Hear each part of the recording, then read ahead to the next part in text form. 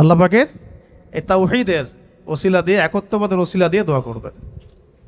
এইভাবে বলা, পরে শুনে আপনারা মুখস্থ করে নিয়েন। দোয়া করার আগে আল্লাহ পাকের প্রশংসা করা, আলহামদুলিল্লাহটাও আল্লাহ পাকের প্রশংসা, এবং রাসূল সাল্লাল্লাহু আলাইহি ওয়াসাল্লামের প্রতি দরুদ শরীফ পড়া একবার, অন্তত একবার, চাইলে আপনি অনেক পড়তে পারেন। এরপরে যে বিষয়টা আপনি চাচ্ছেন তার আগে বলা যে আল্লাহুম্মা ইন্নী আসআলুকা, আল্লাহুম্মা ইন্নী আসআলুকা বিআন্নী, আগে বলে নেই, আল্লাহুম্মা ইন্নী আসআলুকা বিআন্নী আশহাদু আন্নাকা আনতাল্লাহ লা ইলাহা ইল্লা আনত আল আহাদ আস-সামাদ আল্লাযী লাম ইয়ালিদ ওয়া লাম ইউলাদ ওয়া লাম ইয়াকুল লাহু কুফুয়ান আহাদ। সূরা ইখলাস যে জানে সে এটা সহজেই বলতে পারবে। আল্লাহুম্মা ইন্নী আসআলুকা বিআন্নী আশহাদু আন্নাকা আনতাল্লাহ লা ইলাহা ইল্লা আনতাল আহাদ আস-সামাদ